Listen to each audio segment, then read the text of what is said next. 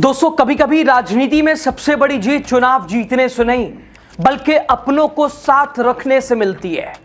और पिछले कुछ दिनों से ममता बनर्जी जिस दर्द और दबाव से गुजर रही थी, लगता है अब उस कहानी का रुख बदलने लगा है। जिन लोगों को लेकर टीएमसी के अंदर से सबसे ज्यादा तनाव था, जिन बयानों ने ममता बनर्जी की मुश्किलें बढ़ा दी थी, जिनकी वजह से पार्टी टूटने की चर्चाएं होने लगी थी, अब वहां से एक ऐसी खबर आई है जिसने पूरे सियासी समीकरण को हिला दिया है। जो नेता कल तक अभिषेक बनर्जी पर सबसे तीखे वार कर रहा था, आखिर उन्होंने अचानक अपने सुर क्यों बदल लिए? ऐसा क्या हुआ कि टकराव की जगह सुलह की बात होने लगी?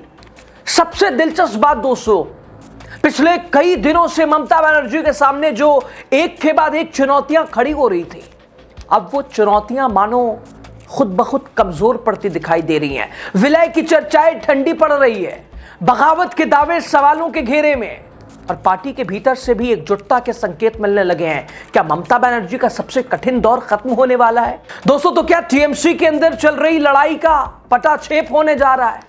और क्या पार्टी में वही हो रहा है जो ममता बनर्जी चाहती थी? इस रिपोर्ट में आपको पूरी कहानी बताएंगे। नमस्कार, आपका बहुत स्वागत। द राजनीति का खास सेगमेंट आप देख रहे हैं, मैं हूं जासू। दोस्तों, पिछले कुछ दिनों से अगर किसी एक नेता पर सबसे ज्यादा राजनीतिक दबाव था तो वो था ममता बनर्जी। बाहर बीजेपी लगातार हमलावर थी और अंदर से भी ऐसी खबरें सामने आ रही थी जिनसे टीएमसी समर्थकों की चिंताएं बढ़ रही थी।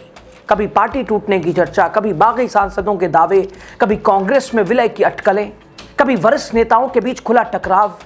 ऐसा माहौल बन गया था कि जैसे ममता बनर्जी को एक साथ कई मोर्चों पर लड़ाई लड़नी पड़ रही है।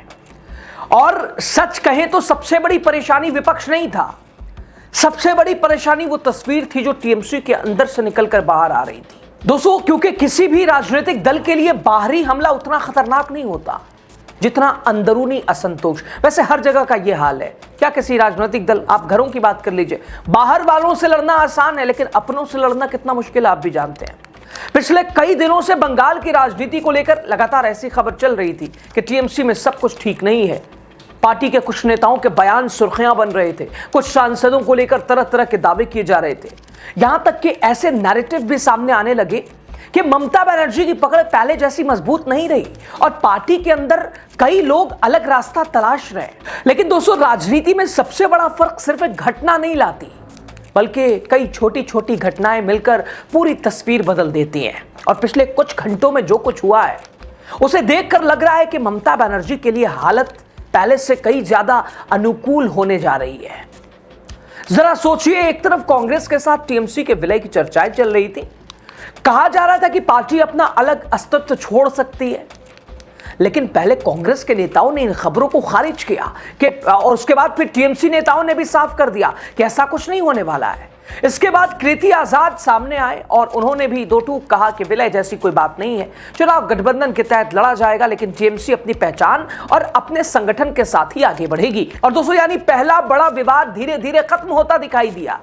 लेकिन असली राहत शायद यहां भी नहीं थी। सबसे ज्यादा चर्चा जिस बात की थी वो थी पार्टी के अंदर का टकराव, खासकर कल्याण बनर्जी और अभिषेक बनर्जी को लेकर चल रही खींचतान। क्योंकि कल्याण बनर्जी सिर्फ कोई साधारण नेता नहीं है, वो पार्टी के वरिष्ठ नेताओं में गिने जाते हैं और उनके बयान का राजनीतिक असर भी होता है। कुछ समय पहले तक उनके बयान ये संकेत दे रहे थे कि पार्टी के अंदर गंभीर मतभेद मौजूद है। उनके शब्द विपक्ष के लिए हथियार बन रहे थे। बीजेपी और विरोधी दल इन्हीं बयानों का हवाला देकर टीएमसी में दरार की बातें कर रहे थे। लेकिन अब अचानक वही कल्याण बनर्जी कह रहे हैं कि उन्होंने अभिषेक बनर्जी को बचपन से बढ़ते देखा है, उनसे बात करने में कोई समस्या नहीं है और उसका मुख्य लक्ष्य एनडीए के खिलाफ लड़ाई लड़ना है। दोस्तों, राजनीति में बयान सिर्फ बयान नहीं होता, कई बार एक वाक्य पूरे राजनीतिक संदेश को बदल देता है। और यही वजह है कि कल्याण बनर्जी के इस बदले हुए रुख को साधारण घटना नहीं माना जा रहा है। क्योंकि जिस व्यक्ति को टीएमसी के अंदर असहमति की सबसे मजबूत आवाज के रूप में देखा जा रहा था, जिसने ये तक कह दिया था कि या तो ममता बनर्जी, अभिषेक या फिर हम चुन लीजिए, अगर वही अब सुलह और साथ मिलकर काम करने की बात कर रहा है तो इसका सीधा संदेश पार्टी कार्यकर्ताओं तक जाता है। और यहीं पर ममता बनर्जी को सबसे बड़ी राहत मिलती दिखाई दे रही है, क्योंकि पिछले कुछ दिनों से ऐसा लग रहा था दोस्तों कि टीएमसी की चर्चा उसकी राजनीतिक लड़ाई से ज्यादा उसकी अंदरूनी लड़ाई को लेकर हो रही है।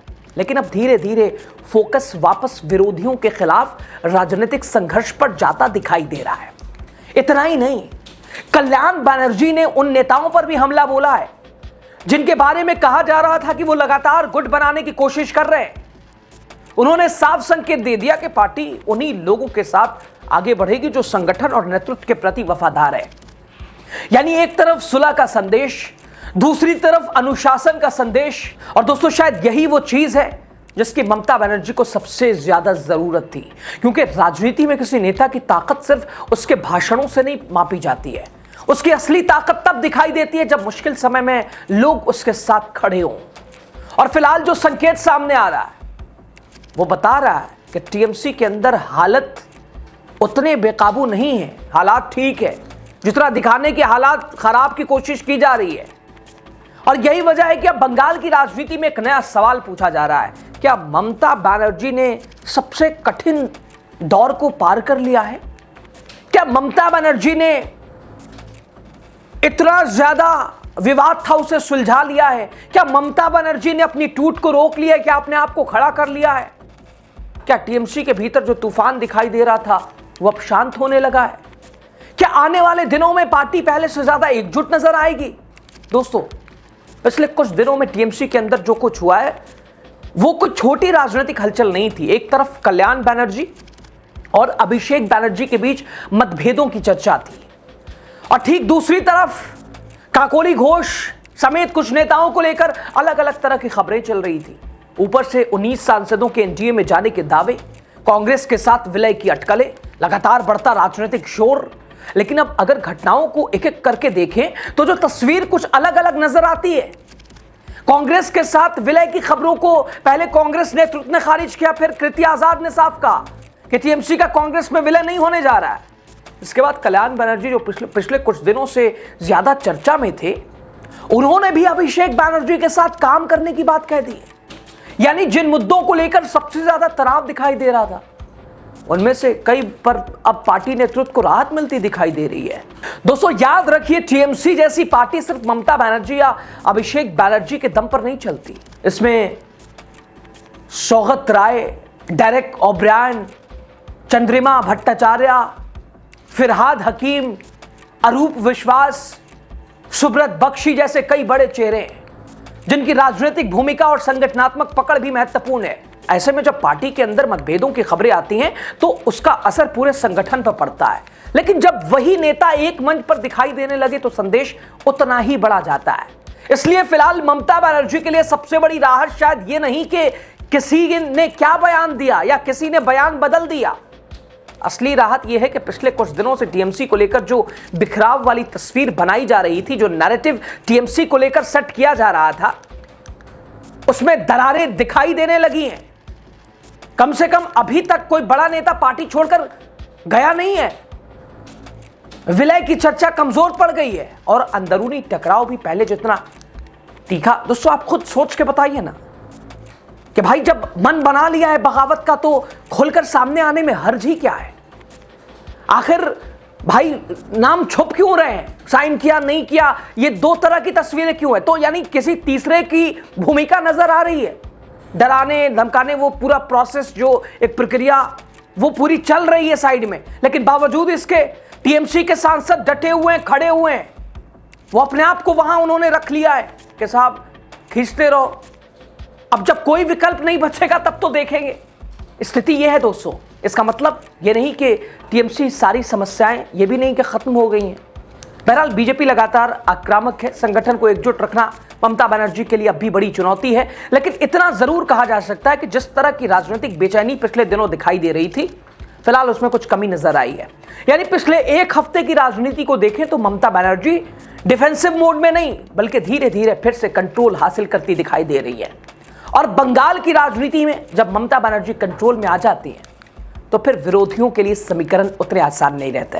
क्या कहेंगे आप टीएमसी के संभलने को लेकर, ममता बनर्जी के थोड़ा सा स्थिति थोड़ी सामान्य होने को लेकर, कल्याण बनर्जी के बदले तेवर को लेकर, और लगातार चर्चाओं में ये नैरेटिव कि टूट गया, बिखर गया ममता बनर्जी का सारा साम्राज्य। राय दीजिए आप। बहुत शुक्रिया।